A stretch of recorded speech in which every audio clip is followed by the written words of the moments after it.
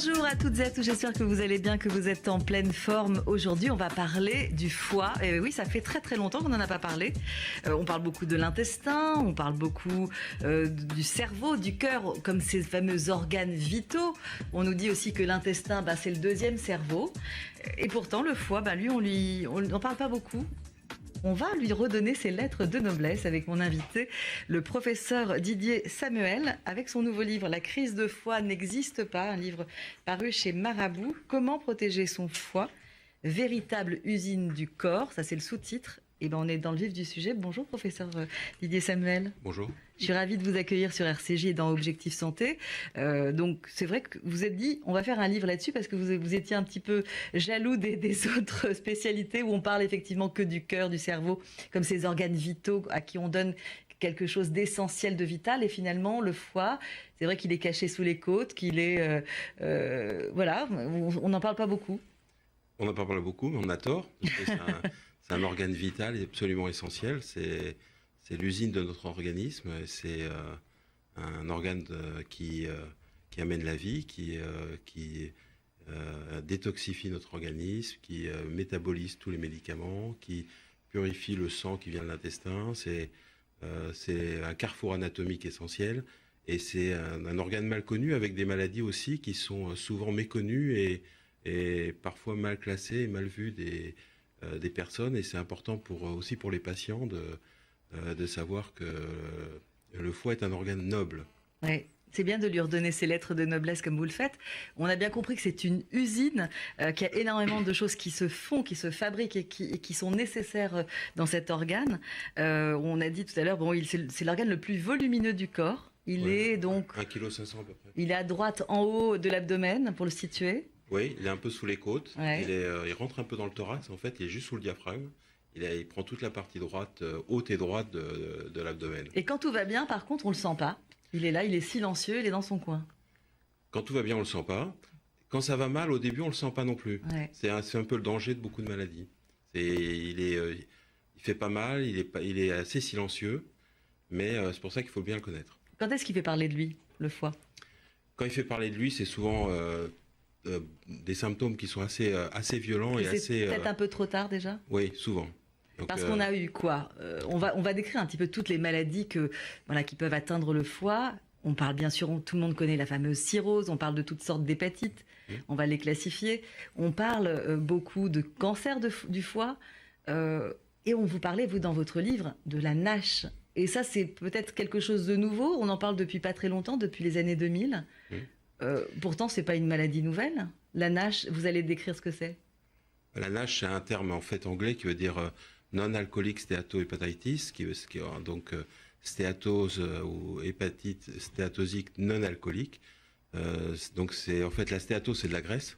Donc c'est le foie gras. Ouais. C'est de la graisse qui se met autour du foie dans le foie ou qui se met à dans l'intérieur, les cellules, à l'intérieur. C'est pas autour du foie. C'est complètement dans les cellules du foie. Donc ça infiltre le foie. En fait, la stéatose qui n'est pas due à l'alcool, qui est due le foie gras, c'est quelque chose qui est connu depuis longtemps et qui était considéré quand j'ai commencé médecine comme quelque chose de bénin. En gros, associé un peu au surpoids, au diabète, des choses comme ça. Ce qui est nouveau, c'est que d'abord, c'est beaucoup plus fréquent qu'avant pour des raisons de changement de l'alimentation et du mode de vie. Et d'autre part, on a identifié maintenant une forme beaucoup plus agressive de cette stéatose, qui est ce qu'on appelle la fameuse NASH, stéatohépatite, qui peut évoluer vers une cirrhose. Et c'est ça le danger, parce qu'en fait, ce foie gras, il y a plein de choses, on va en reparler, parce que ce foie gras, on sait qu'au départ, vous disiez, dans quelques années, on n'y faisait pas trop attention, on disait, allez, on est un peu d'embonpoint, c'est un peu normal d'avoir ce foie gras. Aujourd'hui, on sait qu'il y a des conséquences, et c'est ça qu'on veut prévenir. Alors, en fait, il y a deux conséquences, parce qu'ils partagent des facteurs de risque cardiovasculaires, cardiaque et vasculaire, puisque c'est associé au surpoids, à l'obésité, au diabète, à l'hypercholestérolémie, à l'hypertriglycéridémie, à l'hypertension, des choses qu'on partage avec les maladies cardiovasculaires. Le syndrome métabolique ? Le syndrome métabolique, ce qu'on appelle le syndrome métabolique, qui est beaucoup plus fréquent qu'il ne l'était. Ouais. Et puis, en effet, ce qui est nouveau, c'est la partie agressive de cette stéatose. Ouais. Et un certain nombre de patients, en effet, peuvent évoluer vers une cirrhose sans le savoir. Ça touche 12% des Français, ça veut dire que c'est quand même quelque chose d'assez important. Oui. Et on découvre cette nage, c'est-à-dire ce foie gras, au cours d'une simple échographie, mais on n'avait pas fait ça pour ça. On s'est fait une petite échographie au niveau de l'abdomen pour X raisons. Et là, le radiologue peut trouver à ce moment-là un foie un peu trop brillant, si j'ai bien compris. Oui. Et là, ça attire l'œil du radiologue et qui va vous dire attention, il y a peut-être quelque chose. Mais qu'est-ce qu'on fait de cette information? En fait, il y a deux façons de le découvrir souvent. Parce que paradoxalement, on fait un bilan pour le cœur, on fait un bilan pour le cholestérol, on ne fait pas de bilan pour le foie. Ouais. Donc, c'est pas un organe qui est mis en premier, mais en effet, on peut le trouver parce qu'on fait un bilan sanguin et on a les enzymes du foie qui sont un peu élevées, les gamma-GT qui sont élevés. C'est-à-dire que ça ne coûterait pas plus cher à une analyse d'aller chercher les transaminases, les gamma-GT, c'est rare que le bilan hépatique soit complètement normal quand on a un foie gras. Ouais. Donc ça, c'est la première chose. Et en effet, si on fait une échographie derrière, ou si au cours d'une échographie, le foie apparaît hyper brillant, et c'est le reflet de la graisse qui est dans le foie. Ouais. Comment on fait pour garder un foie en bonne santé? Tout d'abord, il y a essentiellement des conseils hygiéno-diététiques, c'est-à-dire manger de façon équilibrée, pas trop gras, pas trop riche en sucre. Il y a aussi pas boire trop d'alcool, ou surtout pas d'alcool régulièrement. Pas avoir un surpoids. Donc ça, c'est des conseils. Ceci dit, il y a des personnes qui ne peuvent pas l'éviter d'avoir un foie gras. Ouais. Parce que, comme on ne peut pas éviter toujours d'avoir un diabète. C'est-à-dire... il y a une part héréditaire parfois à cela ou pas? Héréditaire... génétique? Ou génétique en tout cas, oui. Il y a des personnes qui sont pas en surpoids, qui n'ont pas d'hypertension, qui sont minces, qui sont bien et qui font du sport. Pourtant, ils ont un foie gras ou ils ont des facteurs de risque cardiovasculaires. Ils vont avoir du cholestérol. C'est parce que aussi il y a un phénomène qui s'appelle la résistance à l'insuline, qui est partagé avec le diabète et qui explique l'accumulation de graisse dans le foie. Donc là, à la limite, quand on a de l'obésité, du surpoids, qu'on est sédentaire, on saurait peut-être comment agir, mais quand on est mince et qu'on n'a aucun signe extérieur, c'est plus difficile de mais c'est vrai que beaucoup de patients qui ont le foie gras, qui ont le foie stéatosique, ont un facteur de risque, et le plus fréquent, c'est quand même le surpoids et l'obésité. Et chez les patients qui sont obèses, c'est presque constant par contre. Vous n'avez pas l'impression qu'en ce moment, qu'on soit cardiologue, qu'on soit gastro-entérologue, qu'on soit hépatologue comme vous, professeur Didier Semel, que finalement tout passe par l'assiette? J'ai l'impression que tout le monde est devenu nutritionniste. Justement, tout ne passe pas par l'assiette. Une partie importante passe par l'assiette. Mais l'assiette, elle s'est beaucoup transformée ces dernières années. Et notre mode de vie aussi s'est beaucoup transformé. On est beaucoup plus sédentaire, on est beaucoup plus accroché aux ordinateurs, on est beaucoup plus accroché à notre siège. C'est aussi le mode de vie. Et donc il y a moins d'exercice physique naturel. Et puis l'alimentation aussi s'est déplacée vers une alimentation plus riche, différente de ce qu'elle était.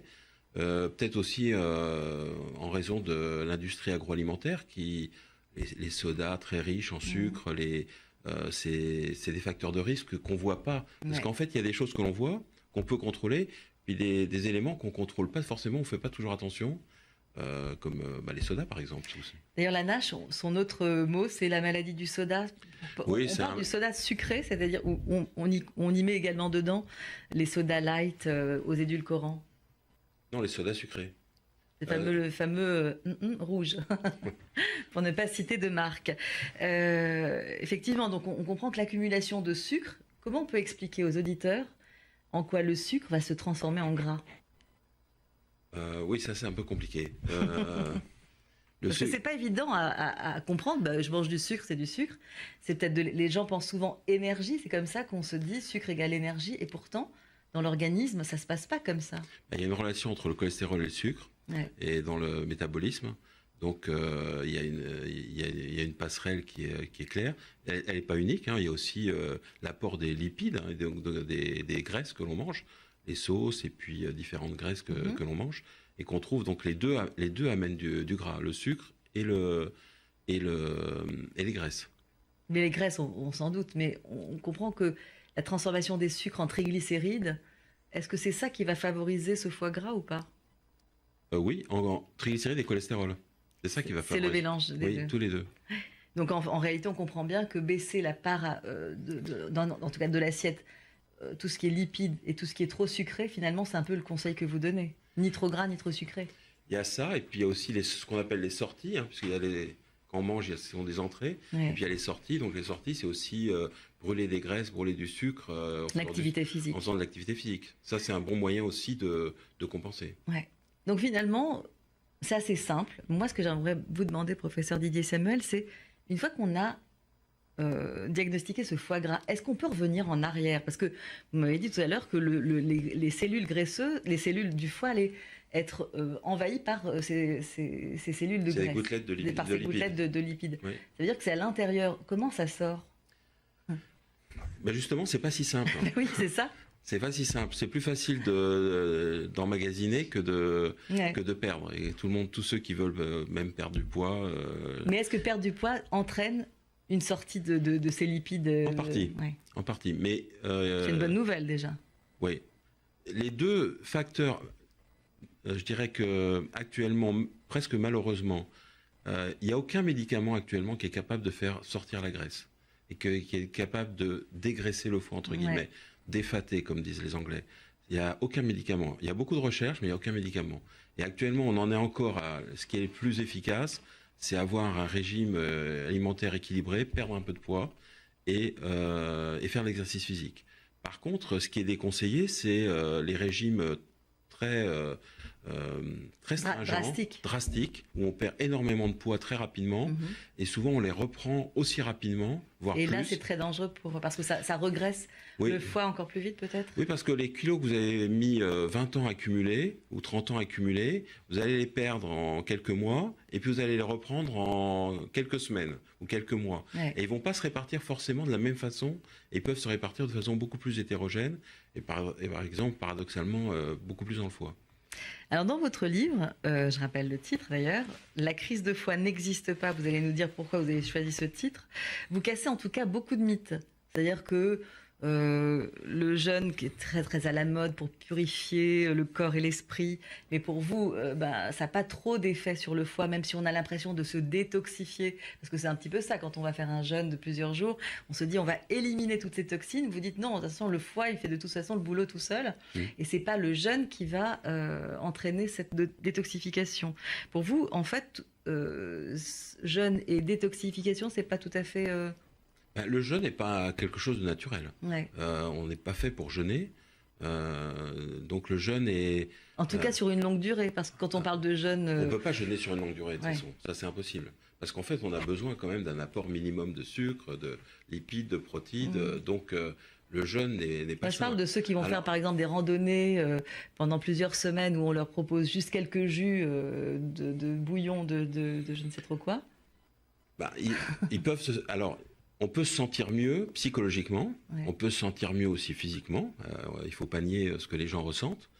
Ça ne veut pas dire que ce soit très sain pour l'organisme, surtout si c'est sur une période prolongée. Sur les périodes courtes, encore, on peut... mais sur une période prolongée... On peut s'en sortir. Voilà, sur une période prolongée... Ça peut laisser des traces. Oui, parce qu'un déséquilibre alimentaire n'est pas forcément sain. D'autre part, souvent, c'est le yo-yo, c'est-à-dire... On perd beaucoup d'un coup et puis on reprend aussi vite.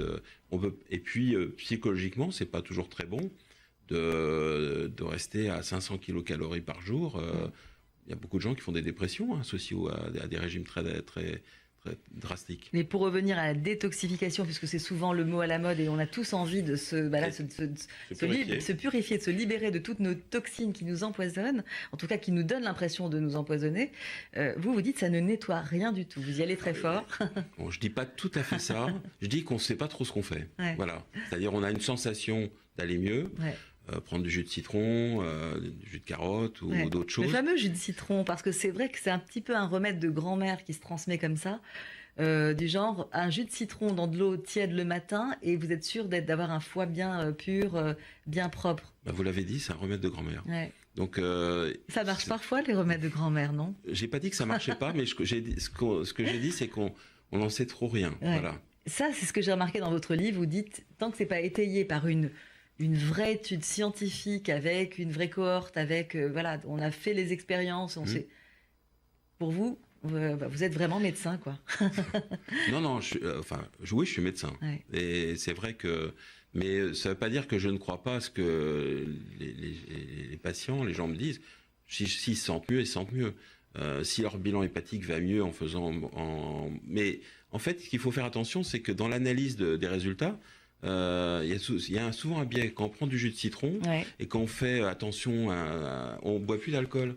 On boit plus on mange plus des choses qu'on mangeait d'habitude. En fait, vous voulez dire que ça participe de tout un ensemble de choses. Voilà. C'est-à-dire qu'en fait, on rentre dans une démarche où on fait attention. Et dedans, il y a le jus de citron. C'est un peu comme les gens qui courent toute la journée, qui font des kilomètres de randonnée ou de course et qui fument quand même. Là, il y a un problème. Vous dites que le fait de courir, peut-être ça peut empêcher de fumer, comme le fait de boire du citron, en tout cas faire penser à soi, penser à son foie. C'est aussi une façon d'éliminer l'alcool, parce que, professeur Didier Samuel, l'ennemi du foie numéro 1, je crois que c'est l'alcool. C'est l'alcool. Mais ce que j'ai voulu dire aussi dans le livre, c'est que c'est pas le seul. Et ça, c'est important. Et notamment, s'il y a un message que je souhaite faire passer, cirrhose ne veut pas dire alcool. L'alcoolisme chronique et la consommation chronique d'alcool peut aboutir à la cirrhose. Mais il y a aussi beaucoup d'autres causes. Il y a en effet la NASH, dont on a parlé. Il y a les hépatites, l'hépatite B, l'hépatite C. Donc il y a beaucoup des maladies plus rares. Alors qu'avant, quelqu'un qui avait une cirrhose n'osait à peine le dire, puisqu'on lui mettait tout de suite étiquette alcoolique. Tout à fait. Aujourd'hui, on sait qu'il y a d'autres raisons qui provoquent cette cirrhose, et qui dit cirrhose peut entraîner ensuite cancer du foie, etc. Oui. Donc c'est finalement, tout est en relation. Il faut faire attention le plus tôt possible à protéger son foie. C'est un peu l'objet de votre livre, c'est de dire aux gens, faites attention. 01 42 10 10 11 si vous voulez nous appeler pour poser des questions à mon invité, professeur Didier Samuel, qui est avec moi dans Objectif Santé pour son livre « La crise de foie n'existe pas ». Je crois que nous avons quelqu'un en ligne pour une première question. Professeur Samuel, vous pouvez mettre votre petit casque audio. On va prendre votre question. Bonjour. Allô, bonjour. Oui, on vous écoute. Oui, voilà. Il y a plus de 20 ans de ça, j'ai eu une hépatite, mais une petite, vous savez. Est-ce que c'est grave? La petite, c'est-à-dire l'hépatite A, par exemple? Je crois, oui, parce que quand j'allais chez le médecin, il me donnait rien à faire. Il me donnait que de boire un peu de jus d'artichaut, c'est tout. Je me rappelle. Professeur Didier Samuel, petite ou grande hépatite, ça peut être un vrai sujet, ça, parce que quand on dit petite hépatite, comme vient de nous dire cette auditrice. En fait, c'est probablement une hépatite A. Mais donc l'hépatite A, en théorie, est peu dangereuse, mais puisqu'elle guérit quasiment toujours, et elle donne jamais de maladie chronique du foie. Ce qui est important maintenant, en tout cas, si quelqu'un a une hépatite, c'est de savoir quel est le virus, parce que l'hépatite A, l'hépatite B, l'hépatite C, c'est très différent, et le jus d'artichaut n'y fait pas grand-chose. Donc, ça fait partie des mythes cassés par le professeur Samuel dans son livre. Oui, c'est ce qu'il me donnait à faire, quoi. Il ne me soignait pas, il me regardait à la fenêtre, et regardait mes yeux. Oui, pour voir l'ictère, en fait, la jaunisse, la fameuse jaunisse. Voilà. Oui, l'hépatite, beaucoup d'hépatites en fait ont peu de symptômes à part la fatigue. La jaunisse n'est pas si fréquente, c'est à peu près 20-25% des hépatites, donc certaines passent inaperçues. Quand on dit hépatite, quelle que soit l'hépatite, hépatite A, B, C, on peut avoir un ictère ou pas? Oui. L'hépatite C, c'est vraiment le moins fréquent. On a très rarement un ictère. Dans l'hépatite A et l'hépatite B, oui, on peut avoir un ictère. Et ça peut être. C'est quoi un ictère? C'est une jaunisse, c'est-à-dire on a le teint jaune. Qui persiste pendant plusieurs semaines. Oui. Et c'est grave, non? C'est grave. En fait, c'est le reflet du fait que les cellules du foie sont attaquées par le virus. Donc, habituellement, heureusement, c'est pas grave. Et il y a quelques cas, quand même, malheureusement, où le virus est très toxique pour les cellules du foie. Et là, ça peut entraîner, en effet, un très mauvais fonctionnement du foie. Mais heureusement, c'est rare. Voilà. En tout cas, si c'est votre cas, d'abord, vous avez dû être soigné depuis très longtemps, j'imagine. Et puis, voilà, ça n'a pas laissé de traces, n'est-ce pas, professeur Samuel? Aucune séquelle. Voilà. Merci pour votre question, en tout cas, à Objectif Santé. Et ça me permet d'enchaîner, d'ailleurs, c'était ce qui est programmé, de parler des hépatites. Parce qu'on a bien compris très rapidement avec cette auditrice qu'il y avait plusieurs types d'hépatites. L'hépatite A, on connaissait on entendait beaucoup plus parler d'hépatite A il y a quelques années, on va dire il y a une 50aine d'années. Pour quelle raison? Pourquoi? Parce qu'on a changé notre façon notre façon même d'être, c'est-à-dire on se lave plus les mains, on a des mesures hygiéniques un peu plus importantes. C'est pour ça qu'on a moins d'hépatite A aujourd'hui? L'hépatite A, c'est vraiment très lié à l'hygiène. Ouais. En effet, vous avez raison, il y a 50 ans, 60 ans, en France, plus de 80% des personnes avaient une hépatite A dans l'enfance. Maintenant, on est à moins de 8%. Donc ça s'est effondré et c'est vraiment en parallèle avec l'amélioration de l'hygiène, lavage des mains, la qualité de l'eau. Ouais. Ça, c'est très important puisque beaucoup d'hépatites A sont transmises par de l'eau. Les glaçons? Le glaçon, c'est de l'eau. Ouais. Donc si tout dépend d'où ça vient. Si ça a été touché par des mains sales. Des mains sales ou de l'eau qui n'a pas été bien épurée, c'est encore pire. Près des égouts. Donc donc il y a un lien fort avec l'hygiène. Et en France, l'hygiène s'est beaucoup améliorée. Donc déjà l'hépatite A, globalement, c'est un petit peu quelque chose de réglé, on va dire. En plus, ça laisse pas de séquelles, même quand on l'a eu, on l'a bien vu avec quelques cas rares. Mais ça laisse pas de séquelles, mais par contre, ce que je conseille, c'est quand vous allez dans un pays à risque, l'hépatite A, je sais pas, l'Inde, le Pakistan, il est recommandé de se vacciner contre l'hépatite A. Ah oui. Voilà. On va parler d'un mot de la vaccination. Alors 01 42 10 10 11, on a quelqu'un en ligne. Bonjour, on vous écoute. Oui, bonjour docteur. Voilà, j'ai une personne très proche, c'est mon fils. On lui a diagnostiqué il y a quelques années, il y a 7-8 ans, une cholangite sclérosante. Oui. Il prend un traitement permanent. Donc il a déjà une partie un pourcentage de voies biliaires sclérosées. Oui. Alors qu'est-ce que, enfin, si vous pouvez m'expliquer. En fait, c'est une maladie dont on ne connaît pas trop la cause. On la classe dans les maladies dites auto-immunes, c'est-à-dire où il y a un dérèglement de l'immunité. Ça touche souvent des hommes jeunes, et c'est en effet une dureté des voies biliaires qui deviennent anormalement dures et qui se sclérosent. Et ça touche l'ensemble des voies biliaires qui sont dans le foie et aussi ce qu'on appelle la voie biliaire principale et le cholédoque. Ça peut entraîner à terme, en effet, que le foie devienne dur et dans quelques cas, il peut y avoir aussi des calculs dans les voies biliaires avec des infections des voies biliaires et parfois la jaunisse. Donc c'est une maladie qui doit être surveillée. Je pense qu'en effet, il y a surveillée par un spécialiste.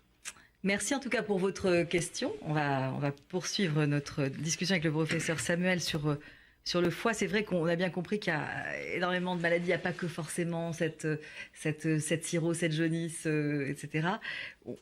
On était sur les hépatites, on parlait de l'hépatite A, donc on a bien compris qu'il valait mieux avoir une bonne hygiène, sauf quand on visite des pays où il y a des risques encore d'hépatite A assez prononcés. À ce moment-là, vous proposez la vaccination. Quid de la vaccination de l'hépatite B? Parce que c'est vrai qu'aujourd'hui, on parle beaucoup de la vaccination, il y a énormément de polémiques, etc. On sait qu'il y a eu quelques cas de sclérose en plaques quand le vaccin lui-même est sorti. Moi, j'ai été vaccinée, hein, parce que comme j'étais dentiste à l'époque et c'était presque une recommandation forte, on s'est aperçu que ces épisodes de sclérose en plaques étaient concomitants à d'autres épisodes qui étaient possibles, puisqu'on sait que c'est à peu près dans l'adolescence, entre 15 et 25 ans. Alors j'ai essayé d'expliquer ça. En fait, le vaccin contre l'hépatite B, d'abord, est une maladie très sévère. Ouais. C'est-à-dire, on rigole pas avec l'hépatite B. L'hépatite B peut donner des maladies chroniques, des cirrhoses et des cancers du foie. D'autre part, c'est un virus qui est très contagieux, notamment par voie sexuelle. Et donc, chez les jeunes qui ont souvent des activités un peu plus élevées que les personnes plus âgées, il faut être particulièrement vigilant de ce côté-là. Deuxièmement, le vaccin, en fait, il existe depuis 82, mais c'est vrai qu'il y a une polémique en France dans les années 96-97, parce qu'on a vacciné tous les adolescents qui rentraient en 6e. Et il y a une concomitance avec l'âge de début aussi de cette maladie qui s'appelle la sclérose en plaques, qui est une maladie neurologique. Et certains ont dit les cas de sclérose en plaques sont liés au vaccin. Il y a même quelques personnes qui ont été indemnisées parce qu'il y avait un lien dans le temps entre le début du vaccin et l'arrivée de la sclérose en plaques. Ceci dit, il y a eu pas mal d'études qui ont été faites et le lien n'a pas été formellement prouvé. C'est un vaccin qui est pour moi très sûr, qui est, comme vous, je suis vacciné moi depuis 1982, et c'est un vaccin qui protège contre l'hépatite B, qui est une maladie qui peut être mortelle. Et le rapport bénéfice-risque est très en faveur du vaccin. Et maintenant, ce qu'on conseille, c'est de vacciner, d'intégrer le vaccin dans le calendrier vaccinal des enfants, parce que premièrement, il n'y a jamais de cas de sclérose en plaques chez les petits-enfants, et deuxièmement, ils sont immunisés pour la vie. C'est un seul vaccin pour la vie. Alors, en fait, il y a 3 injections, et il y a pas dans de la rappel. même période, quoi. Oui, 3 injections pour la même période et pas de rappel. Donc ça, c'est dit parce que c'est vrai que cette hépatite B, qui est une maladie virale, on sait qu'elle va, si elle n'est pas traitée, en tout cas si elle n'est pas maîtrisée, on va dire, elle peut provoquer en cascade cirrhose, cancer, etc. Tout à fait. Alors, il y a certains cas d'hépatite B qui guérissent, heureusement, tout seul. Et puis, il y a une hépatite chronique B, c'est-à-dire où on n'élimine pas le virus, si elle n'est pas traitée, peut évoluer vers une cirrhose et peut évoluer vers ce qu'on appelle le cancer du foie. Comment on traite justement on connaît les traitements à base d'interférons. On a quand même des choses qui sont nées dans les années 80 qui nous aident en fait, qui vous aident vous en tant qu'hépatologue, j'imagine, à gérer cette maladie. Les traitements ont beaucoup changé. On n'utilise plus l'interféron quasiment. Ouais.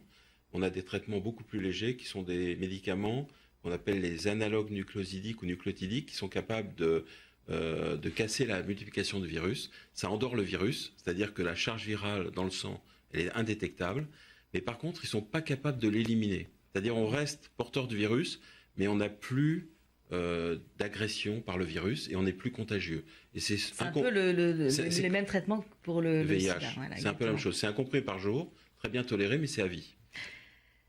On a quelqu'un en ligne, 01 42 17 10 11. On vous écoute, bonjour. Oui, bonjour madame. Oui. Là, je voudrais poser une question parce que concernant le cholestérol et le diabète. C'est pas le sujet du jour, hein, donc si c'est sur cette question. C'est le cholestérol, oui. Non, on parle du foie aujourd'hui, donc.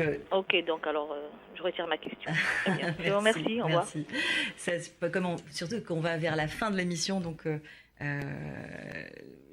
quelques recommandations parce qu'on parle pas souvent des hépatites médicamenteuses. C'est un sujet un peu méconnu. J'ai lu dans votre livre que, notamment, le paracétamol, qui a l'air de rien, le fameux médicament qu'on prend contre les douleurs, le mal de tête et autres fièvres, si on dépasse plus de 3 grammes par jour, par 24 heures, on risque le surdosage et ce surdosage peut entraîner ce qu'on appelle une hépatite médicamenteuse. Qu'on comprend avec vous, professeur Samuel, quelle que soit l'origine de l'hépatite, qu'elle soit finalement d'origine virale, médicamenteuse ou autre, en tout cas, les conséquences vont être les mêmes.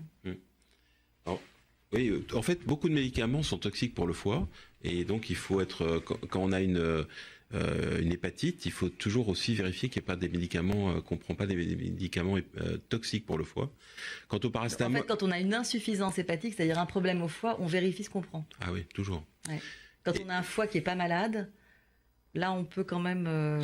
Oui. En fait, pourquoi ? Parce que beaucoup de médicaments, la plupart, sont ce qu'on appelle métabolisés par le foie. C'est-à-dire qu'en fait, ils sont transformés par le foie pour devenir actifs. Et donc, si le foie ne marche pas, ils s'accumulent dans notre organisme et ils deviennent toxiques. Le paracétamol est un exemple d'hépatite médicamenteuse, surtout aiguë. Alors, il y a des surdosages volontaires, où les gens prennent des quantités très importantes de paracétamol, et ça, on sait que ça peut être toxique immédiatement. Et puis, en effet, le danger sur lequel je me suis permis d'attirer l'attention, c'est que à des doses qui apparaissent pas trop importantes, on peut entraîner une toxicité. L'exemple, c'est l'arrache de dents, où on n'a pas le temps d'aller chez le dentiste parce qu'on passe des examens, etc. Alors on va se bourrer de paracétamol 6 à 8 grammes par jour pendant 10 jours, le temps que ça tienne. Et là, on rentre dans une zone très toxique. Donc il vaut mieux aller chez le dentiste. Oui, c'est clair, on en connaît des très bons, vous et moi. En tout cas, revenons, parce que c'est la fin de l'émission, ça passe forcément très vite. La crise de foie n'existe pas, c'est votre titre. Pourquoi ce titre ? C'était un mot que m'avait appris mon maître, qui était le professeur Jean-Pierre Benamou. La crise existe, mais elle n'est pas due au foie. Dans l'imaginaire des gens, ce qu'ils estiment être une crise de foie, c'est en fait des troubles de digestion, des maux de tête, la diarrhée, des ballonnements, une sensation de mal-être, toujours après des excès alimentaires ou d'alcool. Et ça a été appelé la crise de foie. En fait, le foie, si on fait un bilan hépatique, un bilan sanguin hépatique, il est normal. Et donc, c'est pas le foie qui est en cause, ce sont des troubles de digestion et aussi notre réaction globale aux excès alimentaires. Donc le foie, il peut donner des crises, mais pas celle-là. Pas celle qu'on connaît en tout cas, Voilà. pas celle qu'on met dans cette case-là. Peut-être un mot de conclusion avec vous, professeur Didier Samuel, parce qu'on a parlé de plein de choses, mais pas de tout, hein, forcément. Je vous recommande ce livre pour un peu mieux connaître votre foie.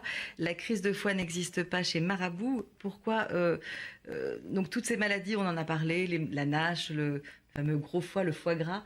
On a parlé des hépatites, on a parlé d'un mot, mais pas de beaucoup, mais de cette cirrhose, de ce cancer du foie, qui sont les conséquences si on laisse traîner et si on laisse ces maladies chroniques vraiment faire leur effet. Hein, et en même temps, qu'est-ce que vous pourriez dire à nos auditeurs, à quoi ça sert ce foie en conclusion ?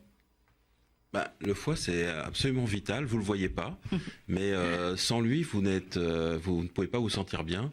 Et on le voit bien, les patients qui ont des insuffisances hépatiques, qui ont des cirrhoses, qui ont des hépatites, leur qualité de vie est très mauvaise. Et donc le foie est aussi important que le cœur et le cerveau dans notre fonctionnement à nous. Et on y